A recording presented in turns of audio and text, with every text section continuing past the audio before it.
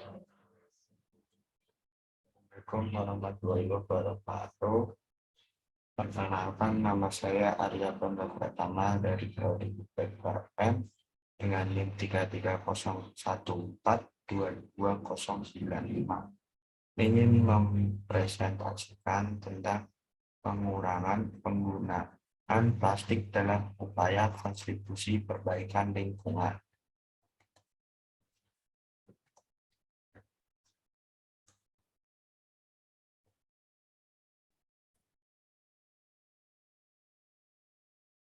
Nah, yang pertama itu kita harus tahu mengapa kita perlu mengurangi penggunaan plastik. Nah, nomor satu, plastik membutuhkan waktu 50 sampai 100 tahun bisa terurai. Apabila tidak ada tindak lanjut dalam penanggulangan plastik itu akan membahayakan diri sendiri atau lingkungan. Nah, yang kedua, membahayakan hewan itu maupun membahayakan hewan darat itu maupun di lautan. Hewan laut itu mati dikarenakan adanya sampah-sampah di lautan seperti halnya penyu yang dimana lehernya tersangkut oleh plastik dan lain sebagainya. Tiga, berbahaya untuk tubuh manusia.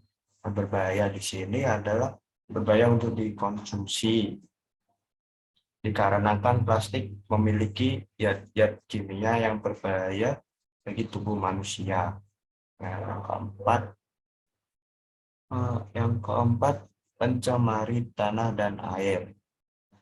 Pencemari tanah air itu bisa terjadi tidak subur dikarenakan pencemaran sampah plastik dan air menjadi tidak sehat untuk kebutuhan sehari-hari dikarenakan pencemaran air.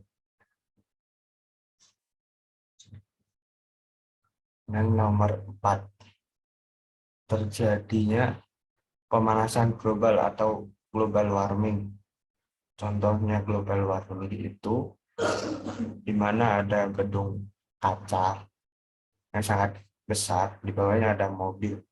Nah, gedung tersebut terkena pantulan sinar matahari dan mobil tersebut terkena pancaran dari gedung kaca tersebut dan terjadinya kerusakan pada mobil itu. Dapat menyumbat saluran air, seperti halnya bisa menyebabkan banjir. Permasalahan sampah di Indonesia. Menurut Yahoo Indonesia dan Generation, rata-rata pemakaian kantong plastik per orang di Indonesia adalah 700 lembar per tahun. Sehingga produksi kantong plastik tersebut menghabiskan 12 juta barel minyak bumi yang tak bisa diperbarui. Yang tidak bisa diperbarui itu tidak bisa diproduksi lagi, yang setara dengan 11 triliun rupiah. Sehingga pemerintah perlu melakukan suatu upaya agar dapat menanggulangi permasalahan ini. Nah, permasalahan ini ada dua, yaitu upaya pemerintah dan upaya dari masyarakat. Yang pertama, upaya pemerintah melakukan kebijakan penerapan kantong plastik berbayar seperti yang ada di Indomaret, yang sekarang tidak ada plastik, yang dulunya pernah ada, disuruh bayar 200-nya. Yang kedua, pengelolaan pusat perbelanjaan dan pasar. Nah, sekarang seperti halnya di mall yang disuruh membawa peralatan sendiri. Yang ketiga, peraturan Gubernur Provinsi DKI Jakarta nomor 142 tahun 2019 tentang kewajiban penggunaan kantong belanja ramah lingkungan, melakukan penyuluhan mengenai bahaya penggunaan plastik.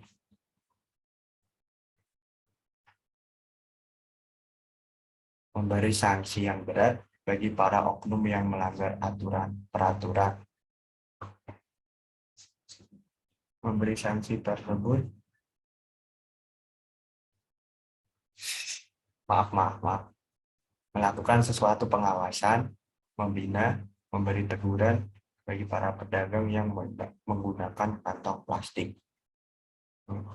Adapun halnya upaya dari masyarakat dijelaskan di bawah ini menggunakan tas belanja yang terbuat dari kain.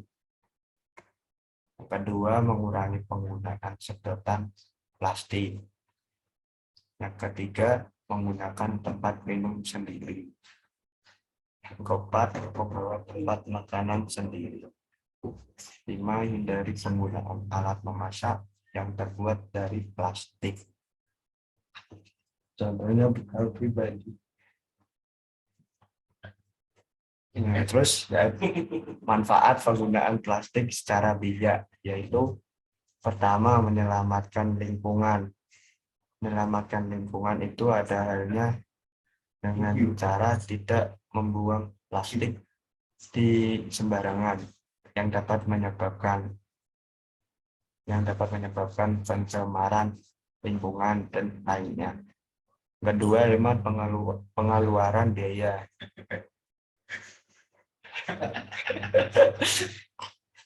Yang ketiga, rapi dan bersih. Yang keempat, sumber penghasilan itu biasanya ada orang yang menghasilkan uang dari sumber plastik tersebut. Yang kelima, untuk keberlanjutan lingkungan masa depan. Terima kasih. Maaf jika ada tutur kata yang tidak mengenakan, Bu. Assalamualaikum warahmatullahi wabarakatuh.